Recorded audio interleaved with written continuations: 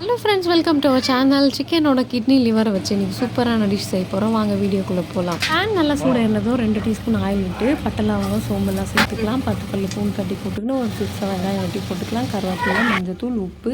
அடுத்து நம்ம ஸ்பெஷலாக இதுக்காக செஞ்சு வச்ச மசாலாவை ஒரு டீஸ்பூன் இப்போ ஆட் பண்ணிக்கலாம். 2-3 தடவை வாஷ் பண்ண கிட்னியை மட்டும் நம்ம இப்போ சேர்த்து அதுக்கு தேவைப்படுற சால்ட் போட்டு நல்லா வதக்கி விட்டு மூடி போட்டு வேக வைக்கலாம்.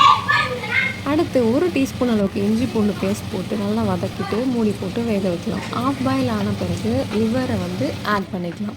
பச்சை வாசனை போனதும் நம்ம ஏற்கனவே ஃபஸ்ட்டு ஆட் பண்ண ஸ்பெஷல் மசாலாவையும் இதில் சேர்த்துக்கலாம். அதோடு சேர்த்து மிளகாத்தூள், தனியாத்தூள் தேவைப்படுற அளவுக்கு நம்ம போட்டு நல்லா மிக்ஸ் பண்ணி கலரை விட்டு இப்போ நான் கொஞ்சமாக பட்டர் சேர்த்து குக் பண்ண போகிறேன். இந்த டிஷ்ஷு ஃபுல்லாக கடைசி வரைக்கும் நான் தண்ணி ஆட் பண்ணவே இல்லை. இந்த மாதிரி மூடி போட்டு கலரை விட்டு வேகிற வரைக்கும் இந்த மாதிரி ப்ராசஸ் பண்ணிகிட்டே இருக்கணும்.